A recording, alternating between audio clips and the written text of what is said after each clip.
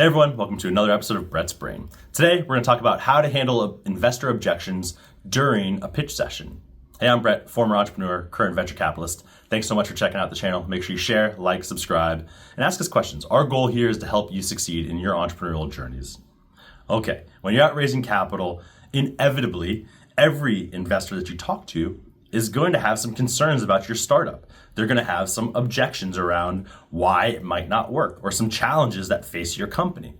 How you handle those objections and challenges to your company will likely be a big part of whether or not you receive investment from that firm. So here's a couple of things to think about while you're going through the process to increase your odds at raising the round that you want to raise. So first, and probably most importantly, is when an investor raises an objection, don't just dismiss it offhand. If you dismiss it and say, oh, that's not a big deal, or no, we're not worried at all about that, you're probably going to lose your chance at raising capital from that investor because obviously they're raising it because they think it is a big deal.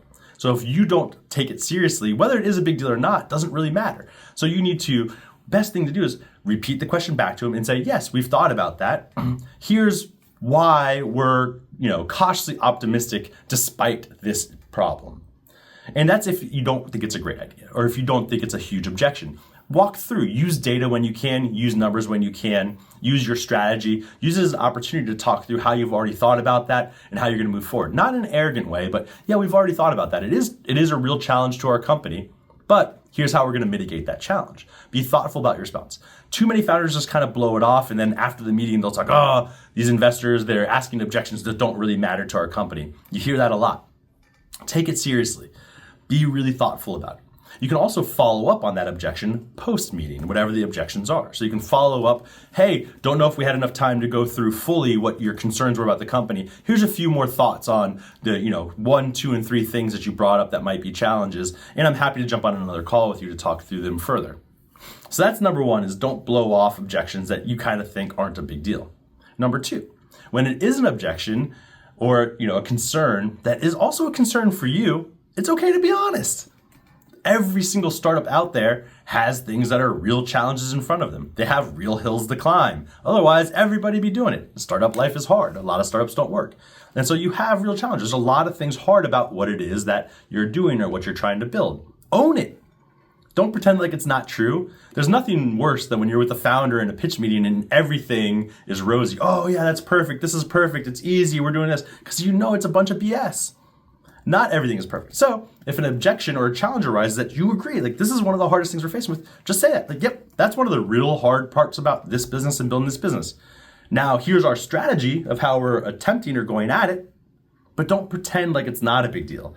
That just shows that you're not really self-aware, you don't have a great awareness of your space or your industry, or it just shows that you're, might be a bit too cocky, which is also going to be a big turnoff for an investor. So those are 2 things to be thinking about when objections arise. Now, here's one other potential thing where you get an objection or a challenge arises and you actually hadn't really thought of it that much. It's a space that's maybe not as relevant to your startup or you didn't realize it was as relevant to your startup. And an investor or a potential investor brings up and says, hey, have you thought about this? You can say, well, yeah, a little bit, but we haven't put a ton of work into that because of X, Y, and Z, but let me do a little bit more work on that and get back with you, right? It's a great reason to follow up. You want to say that you've thought about it a little bit, because if somebody thinks it's a huge deal to your company and you haven't thought about it that much, you need to provide this why. We haven't put a ton of work into that yet because of, it's 3 years down the line, it's not today, or it's X, Y, Z. But let me do a little bit more work and I can get back to you. Let's jump on another call and talk through that in more depth. And again, so don't try and fake it through it. Be honest, open, say why you haven't put a bunch of work into those ones that you haven't put a bunch of work into, and where you're going to go from there. And then it's a great excuse to follow up and get that next meeting. So those are 3 ways to really effectively handle investor objections and investor challenges during a first pitch meeting or during any pitch meeting at all.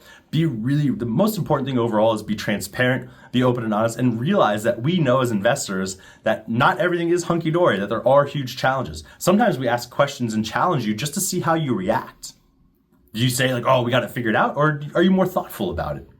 So be aware that might be what's going on. Hopefully this is helpful. Make sure you share, like, subscribe, and ask us questions so we can help you in your entrepreneurial journeys.